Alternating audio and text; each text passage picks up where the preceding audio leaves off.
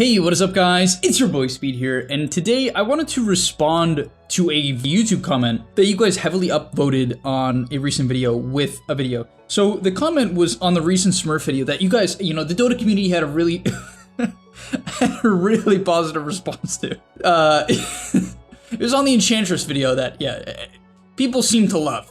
Actually, a lot of you guys did love it, but nonetheless, the comment was, can you make a guide on rotation on the map for each role according to timings, where to play, and why and when? Frankly, this is a ridiculously complex question. I mean, frankly, when you say rotation on the map, what that means is like, where do you go? I mean, no offense, but that's wildly vague. However, I'm gonna really try to pinpoint a couple of key ideas that I don't think people execute on at all in their pubs that allow high MMR players to control the map, increase their net worth, especially when they are ahead and when they can snowball. And even these tips will help you when you're behind. Nonetheless, let's get into it. By the way, guys, if you want to become absolutely broken, well, what you need to do is sign up to the GAMELEAP website down below right now. The reason why you should do that is because every single day we post a new video there. Content that you simply just will never get on YouTube, we post every single day to the website. It's really top tier stuff. I'm very proud of what I make over there. We also have other creators, many of my great friends who are top tier Dota players, creating guides about different heroes, different roles, different items, skill builds, talent builds, everything you need to know to get to the next rank. So if you feel a little bit lost, you're a little bit stuck, click the link down below. I'll see you guys there. And now let's get into the video. All right, so we're gonna start with a clip at the 15-minute mark. I'm gonna make a bunch of these videos throughout the next few weeks and I'm even gonna make a bunch on the website because this is a complex topic when it comes to just where do you go, guys? I'm learning this every single day. Every single day I'm trying to get better at Dota. I'm trying to learn, where do I need to go? Where do I need to move? What hero should I be running at? What hero should I be running away from? What item enables me to go up the high ground? What item enables me to push this mid-tier one? What timing? What combination of heroes do I need to do certain things? Every single one of these questions pertains. So let's try to break it down and look at some of the factors and make decisions based upon that. So the first play in this game is where we took over the bottom side of the map, okay? So we had taken the bottom tier one very recently. The enemy team had committed Chrono, they had committed Epi, they had committed Macropyre. They'd used many of their spells. However, we used Dawnbreaker ulti, we used CK ulti. However, I still had Exo, so we had a bit of a spike. We had a bit of a timing here, a potential timing. Now, what ends up following is essentially what you want to look for in your games. Are you always grouping up? This is the number one thing you need to ask yourself. And no, don't try to answer it right now, because if you do, you will get stuck in your current bracket. You need to, in between watching this replay, if you can, all right, I'm gonna try to explain everything in the video, but if you have the luxury to pull up a replay of your own and watch it while you're watching this video, you will get an insane amount of value, okay? So my team ends up getting gone on mid. Our Viper is largely our bait hero at this point of the game. He has maxed out corrosive skin. He's extremely tanky, has a wand, right? He can bait, okay? So what we were doing is CK was farming jungle, Dawnbreaker was actually taking neutral camps. This is a position for Dawnbreaker, but it's a position for that farms a lot. That's Dawnbreaker is one of the fastest farming position fours in Dota, hands down. I was looking to play the bottom side of the map, so I wanted to collapse on this mid tower because all the cooldowns were down. So I was looking to do that. However, I think they had a ward, so I had gotten kicked out. I don't know what happened. I don't know how the Pugna saw me.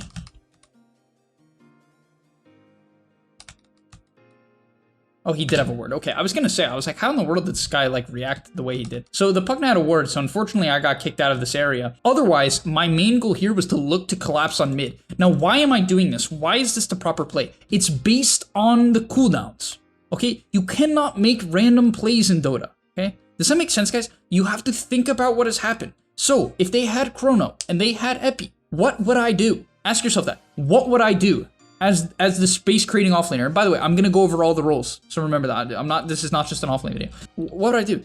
I would do one of two things. I would just kill this camp, kill this camp, kill this camp, play safe, play in this area, hope to eventually get down a ward on this high ground or this high ground, right? So I would take these camps, Viper's gonna push in bottom, he TP's out, so I will eventually go back to bottom, and I will continue to look to hit my timings and farm this portion of the map. However, when you feel like you are stronger for one reason or the other, you want to look to collapse on an objective. The only problem with collapsing on an objective is you are inherently at a disadvantage when you do it if you do it improperly. Most players do it improperly. They just walk up to the tower. They just group up at the tower. If the enemy sees you coming and gets the jump first, it's bad. Here, what I was looking to do was I was going to look to clear this wave and then exo the tower. Yes, they have pretty good defense, but we wanted to potentially force them to the mid lane, at least force them to group up, which sort of ends up happening, right? We wanted them to sort of take an engagement because of the fact that their spells were down. That ends up happening, right? The enemy team kind of gets baited by the Viper, so I would say a good movement by the Viper. He takes a fall, but it ends up setting up for a big set of kills. This is probably our biggest play of the game, at least, you know, my biggest play of the game in specific, and our team collapses on mid. A very quick collapse. My whole team, this was a really high ranked game. I felt like it was a very high paced game compared to what I usually play. So I was even having to adjust here and there. But I thought it was a very good movement. It was a good collapse. It was a good bait by the Viper, even if, you know, whether or not he was baiting is hard to say. But you can see why we make this play. You can see, you know, why this happens. Now, next thing that happens, okay. So our Viper dies mid, CK's pushing in top. But do you see why CK's pushing in top? Like, let's look at his perspective real quick now. Okay, look at this, guys. Why in the world is CK top? You might be asking yourself that question. Why is this guy top? This guy's ranked 20. He's been getting a lot of rank. His name's Parker. Maybe you guys follow him. Nonetheless, what you'll see is he TP's top. Right? So he was looking to set up and actually kill this Void. This was definitely a very fast movement. This was definitely a risky play because you're trying to kill a Void. It's a very difficult play. So honestly, to some extent, you might be thinking to yourself, oh, that's just like a, you know, bad TP. They didn't get the kill. The thing is, we've taken mid tier 1. Right, we've gotten this map control. However, we've burnt Exo now, okay? We still don't have Dawnbreaker ult. We've used our Exo. We have an 120 second cooldown, 150 second cooldown spell, 120 after the duration of the spell, approximately, where we can't really do as much. So now what we want to do is split the map as much as we can. Not in a way that gets us shut out, but we want to clear the waves and get in the map as fast as we can. So you'll see that the CK is going to push in a couple waves. Now, why does he not push this out? Because he knows that the enemy team knows that we don't have Exo, and we're probably going to try to split the map. We also will know that their spells are going to be coming up soon, at least Chrono, which is the biggest one, because they have a lot of spells to throw in the Chrono. Right? They have Pugna, they have Jakiro, they have Monkey King. Right? They can throw a lot into the Chrono. So it's very difficult for us to push up. They also have a Blink Dagger on Sand King. We don't want to approach towers casually. Most pub players do that.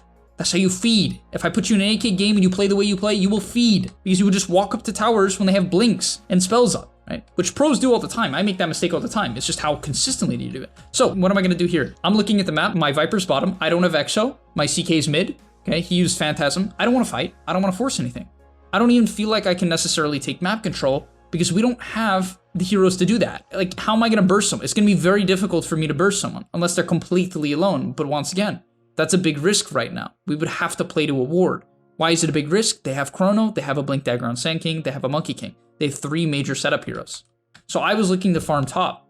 Ends up being a bit of a mistake, but I just want you to understand the perspective. I end up messing up and dying here, but we wanted to split the map. I even like what Dawnbreaker's doing for a bit of perspective on the position 4 idea here.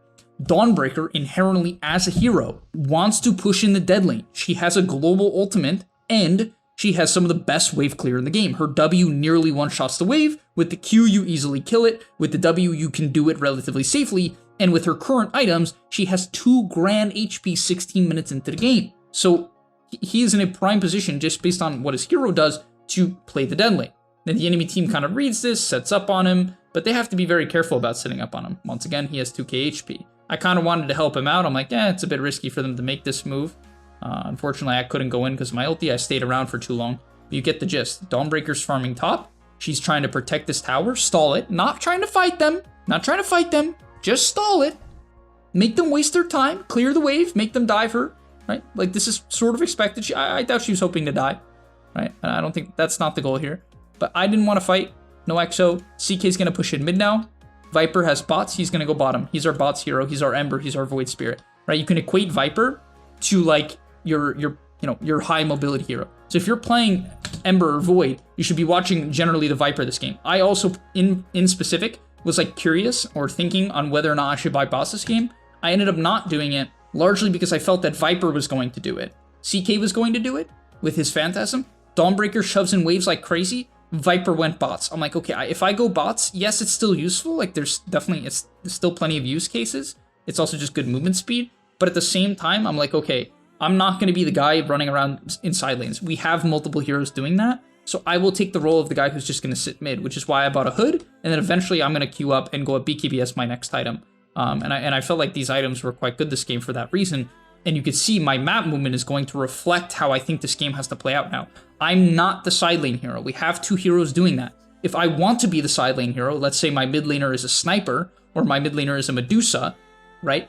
They might not push out onto the side lanes. I will want to, when I am not ready to fight, take that farm. Because my teammates can't do it, or they don't want to do it. And I will want to farm those waves. Does it make sense? So here, okay, in this specific clip, now I wanted to push out onto the enemy side of the map. I have my hood, I'm feeling pretty strong. My net worth was quite good, and like it was fine. The game was like relatively in our favor because our Dawnbreaker was quite farmed. She had a, really good game. I ended up getting scouted, but you can see the gist here is Dawnbreaker's still pushing it top. Okay, she gets caught, it is what it is.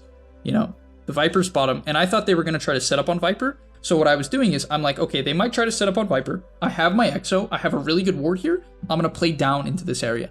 I felt like this was a good movement. It's like a standard movement, but it's a very good one. So I want to play down into my ward because I have my timings. I have my items. I'm not the guy who's going to be flash farming. If I wanted to flash farm, I would like try to greed out and kill these camps plus top, but that's really risky in this game, right? I'm not doing that. I just want to be the kind of a wall, right? I want to let the Viper farm, I want to let the CK farm, and I want to take even somewhat the dangerous farm. So even here, I like this play. I go mid and I cut the mid wave because I can't go top. It's too dangerous. I know they're here.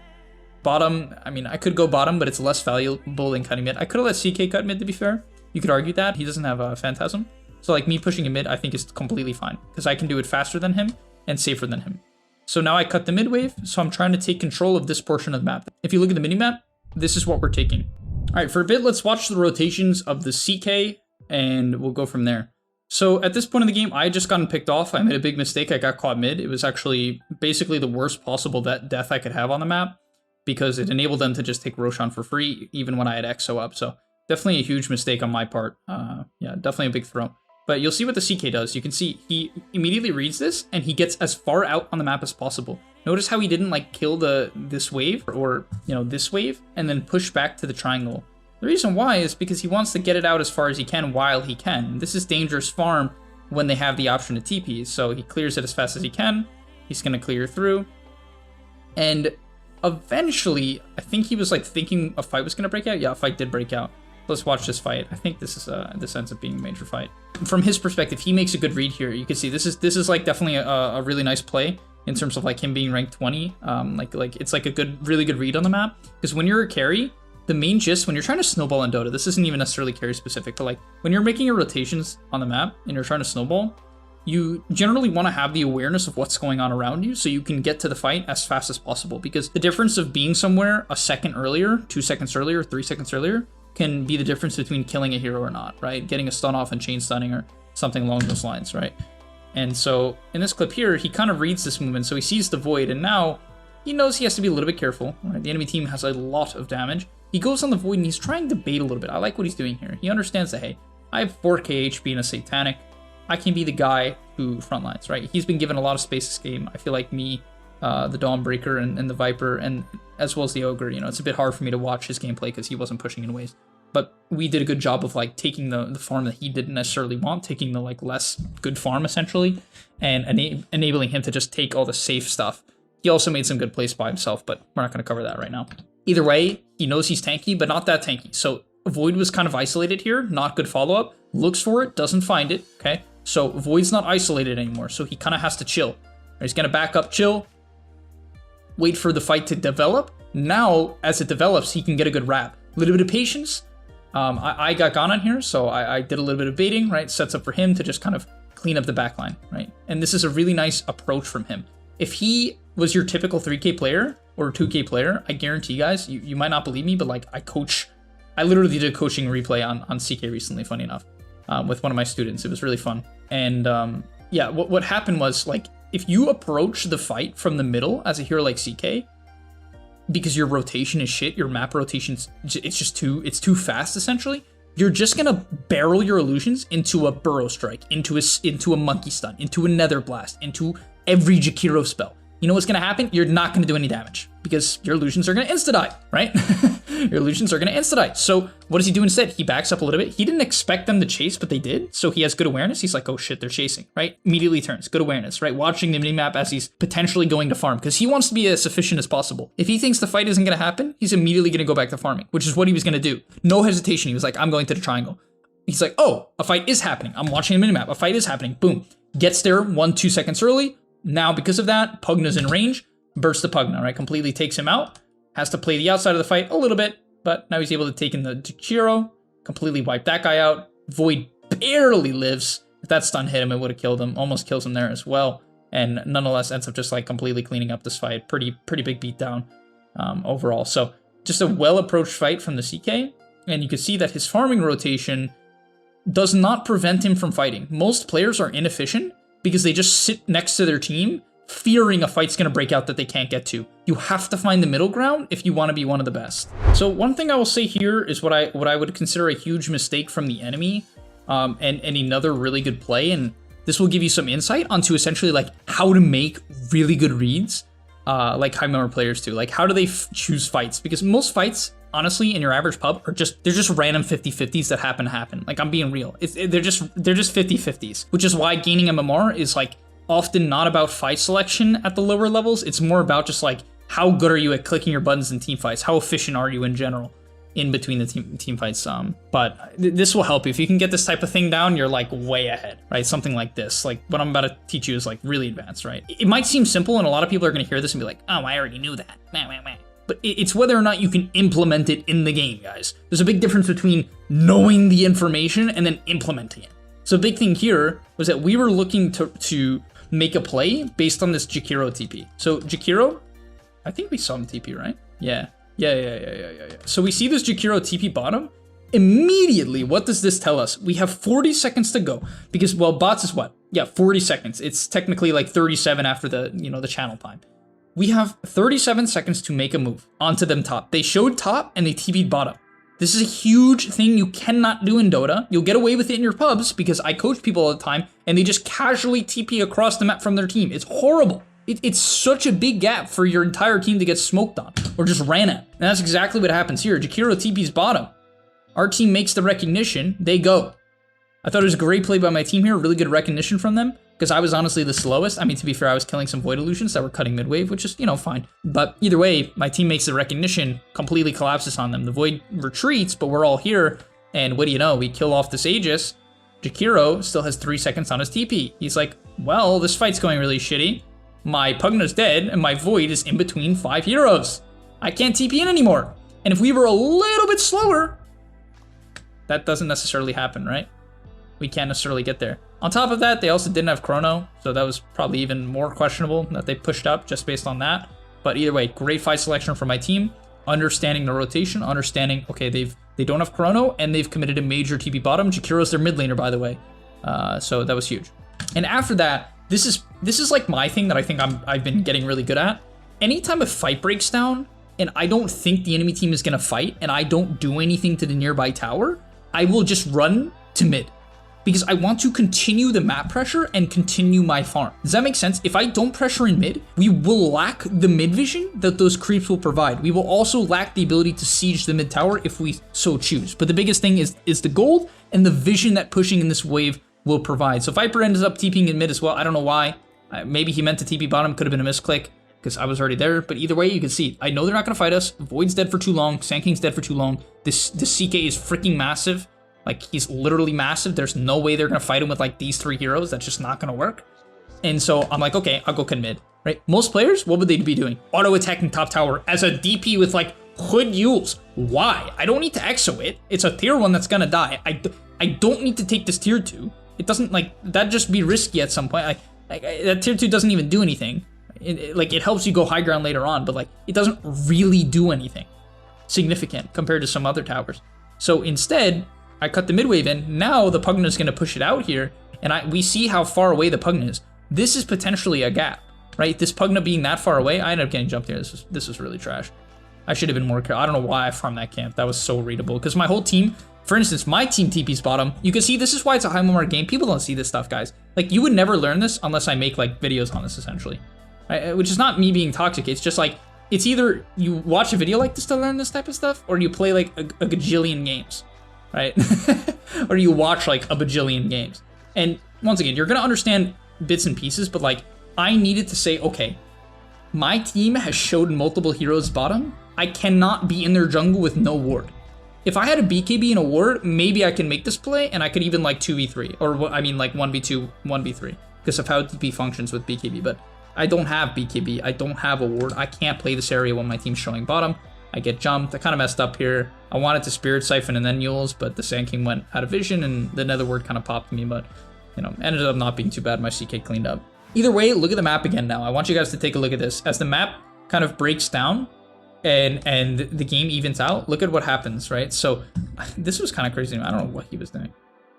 He's like completely pushing out top. So this Dawnbreaker with ulti, he is I mean, he's playing Dawnbreaker, to be fair. Like a Spectre or a Bot's Ember should also be the guy pushing in the lane that's furthest away from his team. Does that make sense? You want those type of heroes to do this thing. It's also why, like, if you're going to do this, you have to have a TP or a mobility spell. So he's going to be top. My Viper with bots is going to be bottom. The CK is now going to shift to mid because we have some control and they just, you know, fed a couple heroes. So he's going to clear the mid wave. Viper shoves in bottom. He probably could have went a little bit further, honestly. I don't think he should have ran mid. I would argue that's a mistake. Either way, you know, not a big deal. Dawnbreaker clears top. Enemy team map gets collapsed. Now if they want to farm, right, if they want to farm creep waves, they have to show next to their towers. They have to show close to their base, which means it's going to be easy for us to like read, oh, can we Roche, right? Oh, can we make a play top? Because they're, you know, they're showing like here bottom. You know what I mean? And this bottom tower also is eventually going to become an option. Either way, at this point of the game, I'm level 15. Generally, what I'm looking to do here is use my Crypt Swarm talent to continuously clear the mid wave. I'll be doing this basically for like the next while, and the reason why is, once again, I'm not the side lane hero. Side lane heroes need either really good wave shove or mobility, right? Once again, I'm repeating myself so you understand that, because most players don't clear side lanes at all because they don't understand when they're supposed to do it. You have to be the general hero that does it, or you need to know that the game's just AFK. Like, frankly, even if you don't have bots or like a Dawnbreaker ulti, even if you're playing something like a PA with Battle Fury, guys, if no one's shoving the side lanes, okay, even at this point in the game, even if you don't have bots, you should generally just do it because no one plays the side lanes. No one. Watch your pubs. No one. Occasionally, you might be like, yes, they do, Speed. Yes, I do. It's how consistently. Okay, guys? Okay? It's not, what did you do it once a game? Did you do it twice? It's did you do it 10, 15, 20, 30 times a game, right?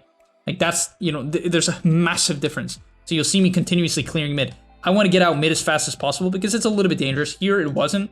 Like, in general, in nighttime, with, like, this little vision, you might be like, Speed, how are you pushing out mid? It's from previous information. So I see the Sand King top, I see the Jakiro bottom, I'm like, okay, mid's probably safe. So I clear that as fast as I can. Now, this wave shoves to here, right? So if they want to farm it, it's in a weird spot. They don't farm it, so they just lose a creep wave of farm. My CK, you can see, everyone is kind of on the same idea when they get to this rank. Like, CK, he's cutting top with his hero, mid with illusions. He probably didn't have to cut mid with illusions because I was there, so, you know, I guess he's just being greedy or whatever, but Dawnbreaker's clearing bottom. The enemy team is like, okay, we have to make a play somewhere. They have bottom out as further, you know, very far, so they make a play bottom. Kind of forces us back. I thought it was a pretty good play by them. I probably shouldn't have TP'd, frankly. At this point in the game, what we were looking to do is play for Roshan or play to respond to a, you know, to a gank. If they went on one of our heroes, we could counter gank with Dawnbreaker. Unfortunately, Dawnbreaker was the one who died, so that makes it a little bit weird. This was not so good from us. Like, we kind of end up chasing around a Mucky King. I give up map control. Like, I think walking bottom here was pretty shitty from me. I was like, I wish I just stayed mid and cleared it, because now we lose vision, right? Imagine this creep wave is pushed to here. The CK would see the Pugna coming, because Pugna would probably nuke it from here. So he would have a lot more information and a lot more time to react. That he didn't at least in this case. So it's just something to keep in mind. Also, I would have more items. Like, maybe he wouldn't have died to that gank. I'm not sure. All right, and that's going to be the end of today's video. If you want to see more of these videos, definitely let me know in the comments if you found this video exceedingly educational as I make the greatest bait play of all time. Scotty slowed. Oh my god, he gets off the Spirit Siphons. Yules is... Why does Yules not purge Scotty? I feel like that's kind of stupid. Nonetheless, thank you guys so much for watching. I hope you enjoyed. That was definitely a lot of information to take in, so if you're confused about anything, well... I was going to say I offer coaching, but not right now, so Not that, but I will continue to make videos to help you guys basically just get better, continue to understand the map, and hopefully just like put more of an emphasis on getting the waves in and not necessarily being with your team 24/7. Doesn't mean that you don't group up. It doesn't mean that you don't it doesn't mean you don't team fight. It just means you don't do it all the time. Your average pub, if you genuinely watch it, which I've watched a million pubs at this point, it's just 5-man, 5-man, 5-man, 5-man, 5-man. There's no, there's no like, oh, bait them bottom, get in the waves bottom, put pressure mid, put pressure top so we can rotate. It's just random team fights for the most part. And it's not going to progress you when it comes to gaining rank. There has to be more purpose to your gameplay. You have to think about what my teammates want to do, right? Like I thought about, okay, what does my CK do? What does my Viper do? And a lot of it's intuition, to be frank. I didn't like fully even think of it. Like I didn't like break down every step. I'm just like, yeah, Viper's pushing in bottom, CK's pushing in top. Okay, I'm the mid guy this game. Or like CK's jungling, Dawnbreaker's is farming. Like a lot of high MMR 4 players do this, and like you kind of have to get used to it sometimes. Like this is Moon Meander, right? He's ranked 74, top tier support player, right? He's picks Dawnbreaker. I know he's gonna farm, like most games, right? This is how these people like play the game, and I respect it because Dawnbreaker, that's largely what she does, right? She hits these stupid good timings. This guy, he's gonna have crazy impact with these items. His ulti is insanely strong at this point in the game. This is, he's the position 4. Look at his CS. Now, he's basically another core, but that didn't sacrifice. People think like, oh, you can't farm, like you're gonna take away from your teammates. Not necessarily. It depends how the game's going, right? It depends on the map control. And yeah, that's why our team kind of just built up the lead. I felt like the most substantial point in the game that was kind of cool to me was like right here when we had this 8K lead and we're down 3 kills. Like, isn't that kind of crazy, guys? Isn't that a little bit crazy? How often do you think you would see this in a low MMR game where one team is down 3 kills and yet they're up 8K MMR? You're not going to see it. Why? Because you're not going to have one team who's controlling the map. That's why you have a lot more room to grow than you think. I've been ranting like crazy. This is like a 30-minute video on like just pure information. These videos never pop off, but I hope like these are my favorite videos to make. This is like the stuff that makes me passionate about Dota, right? It makes me love the game. It also makes me love smurfing. I'm a big advocate for Smurf. Thank you guys so much for watching. I'll see you in the next one, and I'm out. Peace. And that's all, but remember, before you leave, before you tune out, subscribe to the GameLeap website where we are going to help you get to the next rank. If you're stuck, click the link down below, and I'm out. Peace.